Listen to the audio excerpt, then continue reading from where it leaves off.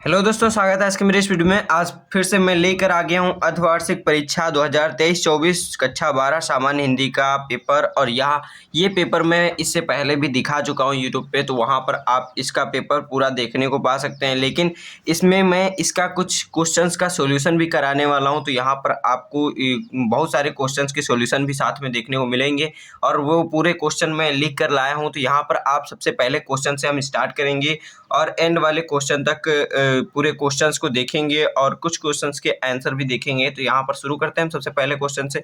तो अगर आप चैनल पे नए हैं तो सबसे पहले चैनल को सब्सक्राइब कर लीजिए और वीडियो को भी लाइक कर दीजिए। तो चलिए शुरू करते हैं। सबसे पहला क्वेश्चन यहाँ पर दिया गया है का नंबर।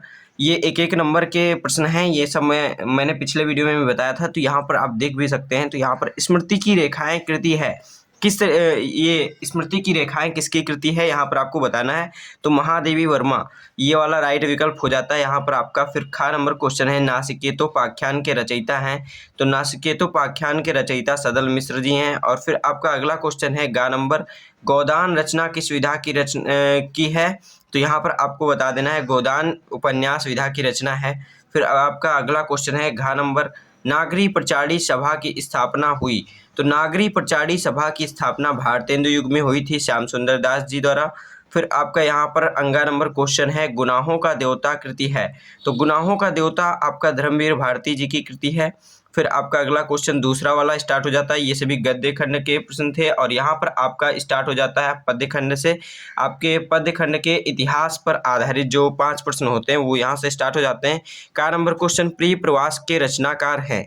तो प्रिय प्रवास के आपको यहाँ पर रचनाकार बताना है। तो यहाँ पर आपको पता भी होगा कि अयोध्या सिंह उपाध्याय हरिओत जी हैं प्रिय प्रवास के रचनाकार। और फिर यहाँ पर आपका खा नंबर क्वेश्चन है, हिंदी का प्रथम महाकाव्य है। तो हिंदी का प्रथम महाकाव्य पृथ्वीराज रासो को माना जाता है। फिर आपका अगला क्वेश्चन गा नंबर है, साकेत कृति के रचनाकार हैं। तो साकेत कृति मैथिली शरण गुप्त जी की है। फिर आपका घा नंबर क्वेश्चन है यहाँ पर, निम्नलिखित में से कौन सा ग्रंथ आदिकाल का है। तो आदिकाल में जो ग्रंथ लिखे जाते थे वो सब रासो वाले हुआ करते थे। तो यहाँ पर आपका 7 नंबर क्वेश्चन आंसर जो दिया गया है विशल देव रासो, तो ये राइट विकल्प हो जाता है। फिर आपका अंगा नंबर क्वेश्चन है, ये रीतिबद्ध काव्यधारा के कवि हैं। तो रीतिबद्ध काव्यधारा के कवि आपके यहाँ पर केशव दास हैं। और आपके जो बिहारी लाल हैं वो रीति सिद्ध के हैं। और घनानंद और बोधा जो हैं ये हैं रीति मुक्त कवि। तो इस तरीके से आपका इसका राइट विकल्प हो जाता है केशव दास। फिर अब हम बढ़ते हैं अपने अगले क्वेश्चन की तरफ। तो यहाँ इसके बाद यहाँ पर आपका तीसरा क्वेश्चन दिया गया है, निम्नलिखित गद्यांशों को पढ़कर उन पर आधारित प्रश्नों के उत्तर दीजिए। और ये आपका एक प्रश्न 5 नंबर का आता है और यहाँ 10 नंबर का पूरा प्रश्न आता है। 5 क्वेश्चन पूछे जाते हैं और प्रत्येक क्वेश्चन आपका 2-2 नंबर का होता है। तो गद्यांश पर आधारित आपके 5 प्रश्न पूछे जाते हैं। तो यहाँ पर आपका गद्य दे दिया गया है, मात पृथ्वी को प्रणाम है, माता पृथ्वी को प्रणाम है, यह प्रणाम भाव ही भूमि और जन का दृढ़ बंधन है। इसी दृढ़ भित्ति पर राष्ट्र का भवन तैयार किया जाता है, इसी दृढ़ चट्टान पर राष्ट्र का चिर जीवन आश्रित रहता है। तो इस तरीके से यहाँ पर दिया गया है और इसका आधा जो खंड है वो अगले पेज पे दिया गया है। इस तरीके से आप पढ़ सकते हैं यहाँ पर। तो यहाँ पर दिया गया है, इसी मर्यादा को मानकर राष्ट्र के प्रति मनुष्यों के कर्तव्यों और अधिकारों का उदय होता है। जो जन पृथ्वी के साथ माता और पुत्र के संबंध को स्वीकार करता है उसे ही पृथ्वी के वरदानों में भाग पाने का अधिकार है। माता के प्रति अनुराग और सेवा भाव पुत्र का स्वाभाविक कर्तव्य है। बहुत ही इंपॉर्टेंट गद्यांश है, अक्सर ये एग्जाम में पूछा जाता है। तो यहाँ पर इस पर आधारित ये प्रश्न दिए गए हैं, इनको हल कर लेते हैं अब हम। तो पहला क्वेश्चन आपको इस पर दिया गया है, प्रस्तुत गद्यांश के माध्यम से लेखक ने क्या बताया है। तो यहाँ पर आपको बताना है कि ये जो गद्यांश दिया गया है इसके माध्यम से लेखक ने इसमें क्या बताने की कोशिश की है। तो यहाँ पर आप देख सकते हैं, मैं लिख कर लाया हूँ।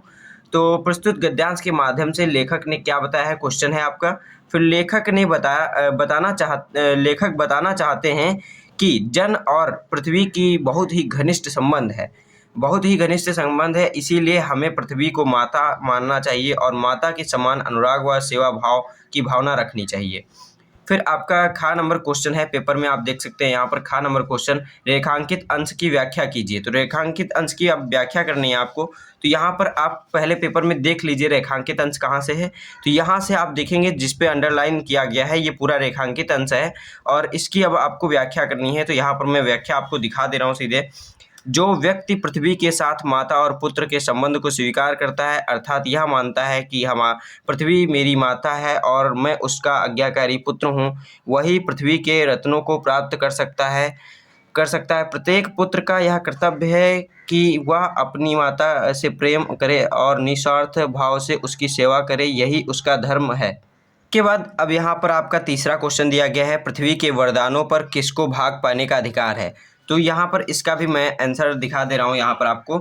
तो क्वेश्चन ये है, पृथ्वी के वरदानों पर किसका भाग पाने का अधिकार है। जो मनुष्य पृथ्वी को अपनी माता मानकर उसका सत्कार करते हैं, उन्हें ही यहाँ पर होगा, उन्हें ही एक में होगा, ये अलग अलग लिखा है ना, उन्हें ही उसकी संपत्ति अर्थात पृथ्वी के गर्भ में संचित कोष को पाने का अधिकार होता है। तो इस तरीके से यहाँ पर इसका आंसर हो जाता है। फिर अगला क्वेश्चन मैं यहीं पर दिखा दे रहा हूँ, उपयुक्त गद्यांश का संदर्भ लिखिए। तो प्रस्तुत गद्यांश हमारी पाठ्य पुस्तक हिंदी में संकलित डॉक्टर वासुदेव शरण अग्रवाल द्वारा लिखित राष्ट्र का स्वरूप नामक पाठ से या फिर निबंध से उद्धृत है। इस तरीके से आपको इसका संदर्भ लिख देना है। फिर यहाँ पर आपका अगला क्वेश्चन है, अधिकार और अनुराग शब्दों में से उपसर्ग छांटकर लिखिए। तो इन दोनों में से आपको उपसर्ग इन दोनों के लिखना है। तो अधिकार शब्द का उपसर्ग अधि है और यहाँ पर आपका अनुराग शब्द का जो उपसर्ग है वो आपका अनुराग हो जाएगा। अनुराग में अनु जो है ये आपका यहाँ पर आपका उपसर्ग है और अधिकार में अधि आपका उपसर्ग है यहाँ पर। तो इस तरीके से इसका आंसर हो जाता है। फिर अब हम बढ़ते हैं अपने अगले क्वेश्चन की तरफ। तो यहाँ पर देख लीजिए, इसके अगले में एक और अथवा करके आपको क्वेश्चन दिया रहता है हमेशा। तो बोर्ड में भी आपको ऐसे ही देखने को मिलेंगे, दो आपको गद्यांश मिलेंगे, उनमें से कोई एक आपको करना होता है। तो यहाँ पर आपको ये वाला गद्यांश मिल जाता है जो आपको प्रैक्टिस करना है, तो ये भी आप कर सकते हैं, लेकिन मैं इसका आंसर यहाँ पर नहीं दिखा रहा हूँ। तो अब हम बढ़ते हैं अपने अगले क्वेश्चन की तरफ। तो चौथा नंबर क्वेश्चन दिया गया है यहाँ पर, नीचे आप देख सकते हैं, निम्नलिखित गद्यांश को पढ़कर, यहाँ पर आपका पद्यांश होगा, निम्नलिखित पद्यांशों को पढ़कर उन पर आधारित प्रश्नों के उत्तर दीजिए। तो यहाँ पर आपको इनके पढ़ करके इसके प्रश्नों के उत्तर देना है। तो ये भी आपका 10 नंबर का होता है, 2-2 नंबर के 5 प्रश्न पूछे जाते हैं। तो यहाँ भी इसके भी हम क्वेश्चन के आंसर देख लेते हैं। ये आप पढ़ लीजिए, ये देख लीजिए, ये दिया है आपका पद्यांश और इसके नीचे आपका यहाँ पर पहला क्वेश्चन दिया गया है, उपयुक्त पद्यांश का शीर्षक लिखिए। तो सबसे पहले आपको इस पद्यांश का शीर्षक लिखना है। तो हम लिख दे रहे हैं यहाँ पर, शीर्षक आप देख लीजिए। तो यहाँ पर चौथे नंबर क्वेश्चन का यहाँ पर आपका दिया गया है, उपयुक्त पद्यांश का शीर्षक लिखिए। तो पद्यांश का शीर्षक पवन द्युतिका है, तो डायरेक्ट आपको यही लिख देना है, बस इसका आपको 2 नंबर पूरा मिल जाएगा। फिर आपका खा नंबर क्वेश्चन है, नायिका पवन से लज्जाशीला महिला के प्रति कैसा आचरण अपनाने के लिए कहती है। तो नायिका पवन से लज्जाशीला महिला के प्रति स्नेह और प्रेम का आचरण अपनाने के लिए कहती है कि यदि उसे मार्ग में कोई लज्जाशीला महिला मिले तो वह उसके वस्त्रों को ना उड़ाए। यदि वह उसे थोड़ी थकी हुई लगे तो उसे अपनी गोद में लेकर उसकी थकान और मुख की मलिनता को हर लेना। तो इस तरीके से इसका राइट आंसर हो जाता है। फिर अब हम बढ़ते हैं अपने अगले क्वेश्चन की तरफ। तो यहाँ पर आप पेपर में देख लीजिए, अगला क्वेश्चन यहाँ पर दिया गया है, ये वाला क्वेश्चन हो गया। अब ये सेकेंड पेपर में अगले पेज में दिया गया है, नायिका पवन से किस प्रकार कृषक बालिका की सहायता करने के लिए कहती हैं। तो नायिका किस प्रकार कृषक बालिका की सहायता करने के लिए कहती हैं, इसका आपको आंसर लिखना है।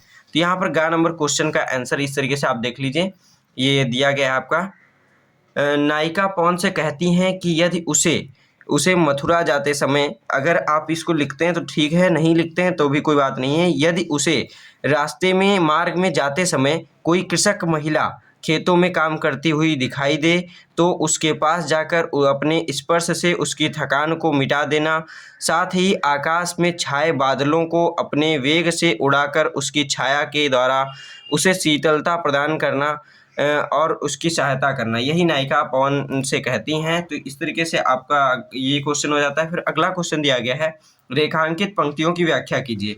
तो यहाँ पर आप देख लीजिए, रेखांकित पंक्तियाँ दी गई हैं, कोई क्लांत कृषक ललना खेत में जो दिखावे, धीरे धीरे परस उसकी क्लांतियों को मिटाना, जाता कोई जलद यदि हो व्योम में तो उसे ला छाया द्वारा सुखित करना, तुम तप्त भूतांगना को। तो इस तरीके से ये क्वेश्चन, इसका आपको यहाँ पर व्याख्या करनी है, तो इसको मैं दिखा दे रहा हूँ व्याख्या इसका पूरा। तो यहाँ पर आप देख लीजिए, इसका व्याख्या दिया गया है, राधा पवन से यह भी कहती हैं कि यदि तुम्हें मार्ग में या फिर खेत में काम करने वाली कोई थकी स्त्री दिखे तो तुम धीरे धीरे उसके पास पहुंचकर अपने स्पर्श से उसकी थकान मिटा देना।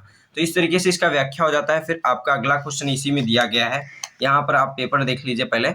जलद और व्योम शब्दों के दो दो पर्यायवाची लिखिए। तो यहाँ पर आपको जलद और व्योम के दो दो पर्यायवाची लिखना है। तो इस तरीके से यहाँ पर मैंने लिख दिया है, देख लीजिए आप। जलद का पर्यायवाची बादल और जलधर होता है, और व्योम का पर्यायवाची नभ आकाश, यहाँ पर कोमा लगा होगा। तो इस तरीके से इसका राइट आंसर हो जाता है। अब हम बढ़ते हैं अपने अगले क्वेश्चन की तरफ। यहाँ पर आप देख लीजिए, इसमें अगला अथवा करके क्वेश्चन दिया है, इसमें भी एक उसको करिए या फिर इसको करिए। तो आपको अगर वो वाला नहीं आ रहा है तो ये वाला भी कर सकते हैं। फिर इस वाले को मैं इस पेपर में नहीं सॉल्व कर रहा हूँ, तो यहाँ पर आप देख लीजिएगा इसको। फिर यहाँ पर आपका अगला क्वेश्चन है 5वें का नंबर। निम्नलिखित लेखकों में से किसी एक लेखक का साहित्यिक परिचय देते हुए उनकी कृतियों पर प्रकाश डालिए। तो यहाँ पर आपको 4 लेखकों के दे दिए गए हैं नाम, और उनमें से किसी भी एक लेखक का आपको साहित्यिक परिचय देते हुए उनकी कृतियाँ लिखनी है। तो आपको जो आसान पड़ता है वो आप किताब से पढ़कर लिख सकते हैं उसको। अगर आपको साहित्यिक परिचय लिखना नहीं आता तो उसके लिए कमेंट करिए, हम उसके लिए भी एक नया वीडियो बना देंगे जिसमें आपको बता दिया जाएगा पूरा कि किस तरीके से आपको साहित्यिक परिचय लिखना है और साथ में उनकी कृतियाँ किस तरीके से लिखना है।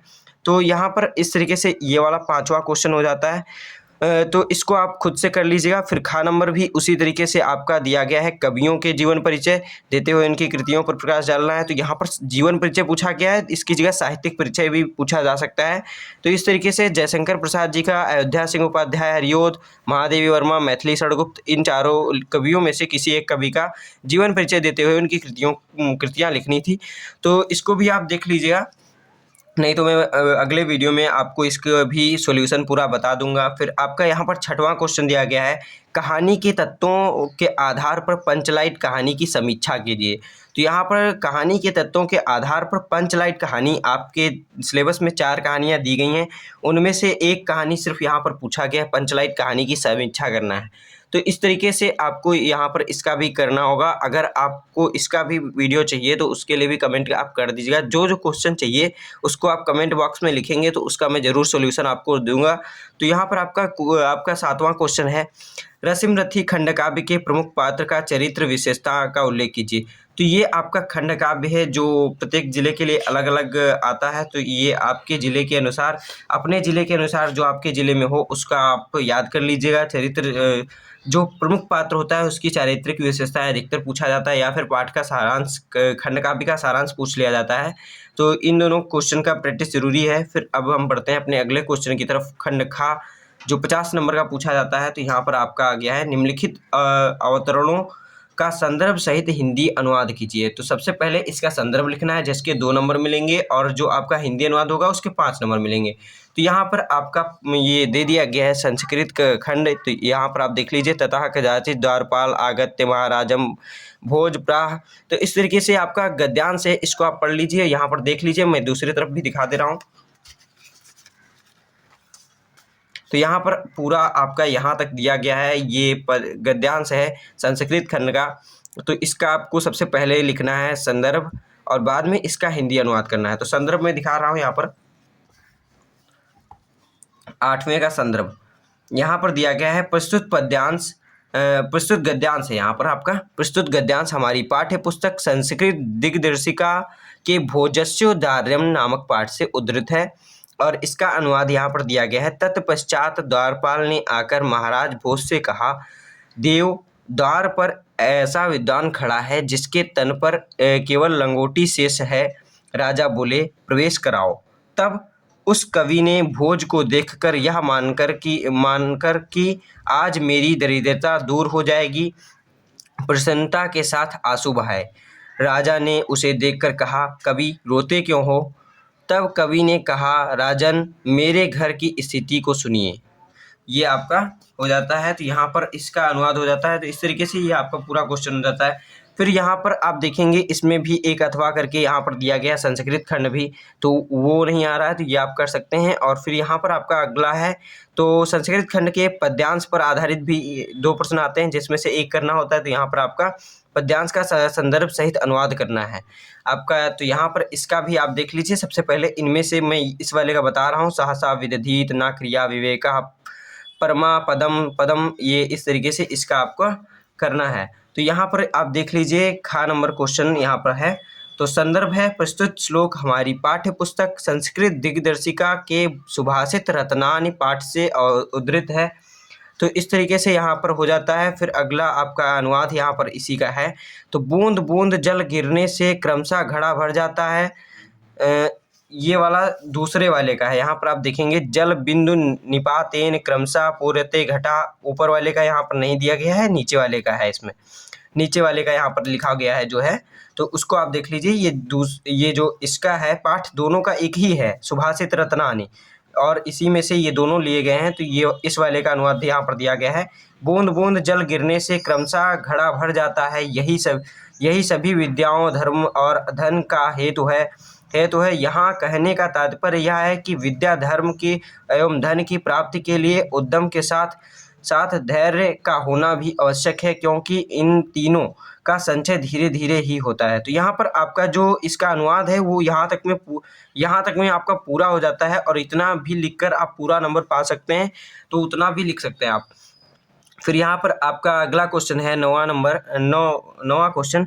ये आपका 2 नंबर का क्वेश्चन है। कोई दो करने हैं आपको, अर्थ बताते हुए उसका वाक्य प्रयोग करना है। ये मुहावरे लोकोक्तियों में से किन्हीं 2 के अर्थ लिखते हुए वाक्य का प्रयोग कीजिए। तो अपना राग अल्पना, आसमान टूट पड़ना, रंग उतरना, अंधों में काना सरदार। तो इस तरीके से आपको लिखना है, इनमें से कोई भी एक, मतलब 2 लिखने हैं इनमें से। तो यहाँ पर आपका 9वें का अर्थ यहाँ पर लिखा गया है, एक ही बात को बार बार कहना। ये आपका पहला है, अपना राग अल्पना वाले का। एक ही बात को बार बार कहना कहाँ गया, ये यहाँ पर है। वाक्य मोहित से तो बात करना ही बेकार है, जब देखो तब एक ही बात का राग अलपते रहता है। तो इस तरीके से आप इसका अर्थ लिखकर इसका वाक्य प्रयोग भी इसी तरीके से कर देना रहता है। फिर इसी में एक और है, ये वाला आपका अंधों में काना सरदार। तो इसका भी यहाँ पर दिया गया है, मूर्खों में अल्पज्ञानी को अज्ञानवान मानना, मूर्खों में अल्पज्ञानी को ज्ञानवान मानना। वाक्य प्रयोग है, अल्पज्ञ होते हुए भी इतना सम्मान दिया जाना अंधों में काना राजा का चरितार्थ करता है। फिर आपका यहाँ पर अगला 10वां नंबर क्वेश्चन दिया गया है, निम्नलिखित शब्दों में से किन्हीं 3 शब्दों का संधि विच्छेद करते हुए नाम बताइए। तो इनमें से कोई भी 3 आपको करना है, सब 2-2 नंबर के हैं। यहाँ पर कोई भी 3 का संधि विच्छेद करते हुए उसका संधि का नाम भी लिखना है। तो यहाँ पर मैं कर दे रहा हूँ साक्षर का, तो सा धन अक्षर हो जाता है इसका। तो यहाँ पर आपका संधि जो है वो दीर्घ संधि है। फिर सहायक का, इसका संधि विच्छेद से धन अक हो जाता है, और इसमें भी दीर्घ संधि है। फिर गायिका का संधि विच्छेद गे धन इका है, गय धन इका संधि विच्छेद है। अयादि मतलब संधि जो है आपका यहाँ पर अयादि संधि है। फिर यहाँ पर आपका अगला क्वेश्चन है 11वां नंबर, निम्नलिखित शब्द युग्मों में से किन्हीं 2 युग्मों का सही अर्थ लिखिए। तो कुल और कूल, तो यहाँ पर आपका इनका अनिल अनल, तरिड़ तरी, तो इनका 2 का लिखेंगे, आपको सिर्फ 2 का लिखना है। ये आपके युग्म दिए गए हैं, तो किन्हीं 2 युग्मों का आपको सही अर्थ लिखना है। तो यहाँ पर मैं लिख दे रहा हूँ, देखिए यहाँ पर पहले का है यहाँ पर कुल और कूल का, तो वंश और किनारा। दूसरे का आपका हो जाता है वायु और अग्नि, यहाँ पर अनल और अनिल और अनल है ना, तो इसका वाले का हो गया। फिर यहाँ पर आपको इसमें 2 ही करना है, जितना करना है बस मैं उतना ही कर रहा हूँ, एक्स्ट्रा यहाँ पर नहीं कर रहा हूँ। फिर यहाँ पर 12वां नंबर क्वेश्चन है, श्रृंगार रस अथवा हास्य रस की परिभाषा उदाहरण सहित लिखना है। तो इसमें कोई भी एक का आपको परिभाषा उदाहरण सहित लिख देना है। तो इसका भी मैं दिखा दे रहा हूँ आंसर, जो मैंने कॉपी में लिख रखा है अपनी नोटबुक में। तो मैं इसको बहुत शॉर्ट फॉर्म में लिखा हूँ, तो यहाँ पर आपको मैं दिखा दे रहा हूँ। यहाँ पर पूछा गया है आपका श्रृंगार रस अथवा हास्य रस। तो सबसे पहले मैं दिखा दे रहा हूँ आपको श्रृंगार रस का। तो यहाँ पर आप देख लीजिए, ये आपका दिया गया है श्रृंगार रस के लिए। श्रृंगार रस विभाव, अनुभव और संचारी भाव के संयोग से रति नामक स्थायी भाव की प्राप्ति होती है, तो उसे श्रृंगार रस कहते हैं। श्रृंगार रस के 2 प्रकार होते हैं, कैसे? श्रृंगार आपका संयोग श्रृंगार, वियोग श्रृंगार, ये आपको लिख देना है। और इनमें से किसी भी एक का आप अगर उदाहरण दे देंगे तो आपका श्रृंगार रस पूर्ण हो जाएगा। तो यहाँ पर आप देख लीजिए, श्रृंगार रस में मैंने वियोग रस का उदाहरण दिया है। तो यहाँ पर दिया गया, हे खग मृग है मधुकर श्रेणी, तुम देखी सीता मृग नैनी। तो इस तरीके से यहाँ पर इसका उदाहरण हो जाता है। फिर अब हम बढ़ते हैं अपने अगले क्वेश्चन की तरफ। तो यहाँ पर आपका अगला क्वेश्चन दिया गया है, अनुप्रास अथवा रूपक अलंकार की परिभाषा उदाहरण सहित लिखना है। तो यहाँ पर इसको भी मैं दिखा दे रहा हूँ अपनी नोटबुक में। यहाँ पर आपका दिया गया है, ये शब्दालंकार होता है। अनुप्रास का दिया गया यहाँ पर, जहाँ व्यंजनों की बार बार आवृत्ति हो, चाहे उनके स्वर मिले या ना मिले, वहाँ अनुप्रास अलंकार होता है। रघुपति राघव राजा राम, इस तरीके से यहाँ पर अनुप्रास अलंकार का परिभाषा और उदाहरण हो जाता है। फिर यहाँ पर अगला आपका क्वेश्चन दिया गया है, चौपाई अथवा सोरठा छंद का लक्षण सहित उदाहरण लिखना है। तो यहाँ पर आपको मैं चौपाई और दोहा सोरठा दिया गया ना, तो यहाँ पर मैं चौपाई दिखा दे रहा हूँ। तो चौपाई छंद का यहाँ पर आपको परिभाषा दिया गया है। तो चौपाई यहाँ पर दिया गया है, इस तरीके से देख लीजिए। चौपाई सममात्रिक छंद है, इसमें 4 चरण होते हैं, प्रत्येक चरण में 16-16 मात्राएं होती हैं, अंत में जगड़ और तगड़ का प्रयोग निषेध होता है। इस तरीके से यहाँ पर इसका परिभाषा लिख देना है। फिर यहाँ पर आपका इसका उदाहरण जो है, बंदहु गुरुपद पदुम परागा, सुरुचि सुबास सरस अनुरागा, अमी मोरिमय चूरन चारो, समन सकल भव रोज परिवारो, इस तरीके से इसका परिभाषा हो जाता है। तो यहाँ पर अब आपका अगला क्वेश्चन इसमें दिया गया है पेपर में, दैनिक हिंदुस्तान के संवाददाता पद के लिए आवेदन पत्र। तो यहाँ पर आपको कोई भी आवेदन पत्र देख लीजिए, उसमें आपको डायरेक्ट बस थोड़ा सा बदलना होगा हेडिंग में, दैनिक हिंदुस्तान के संवाददाता पद के लिए यहाँ पर आपको आवेदन पत्र लिखना है। तो इसको मैं अगले वीडियो में बता दूंगा। तो यहाँ पर आपको 14वां क्वेश्चन दिखा दे रहा हूँ। निम्नलिखित में से किसी एक विषय पर आपको अपनी भाषा शैली में निबंध लिखना है। तो यहाँ पर वसुधैव कुटुंबकम, भारत की प्रतिभा पलायन, और यहाँ पर आपका राजनीति में महिला आरक्षण। तो इस तरीके से यहाँ पर आपको 3 आपको विषय दे दिए गए हैं, इनमें से किसी एक पर आपको निबंध लिखना है। तो इस तरीके से ये पेपर पूरा हो जाता है। अब हम इस वीडियो को विराम देते हैं यहाँ पर। तो अब मिलते हैं अपने अगले वीडियो में, तब तक के लिए धन्यवाद।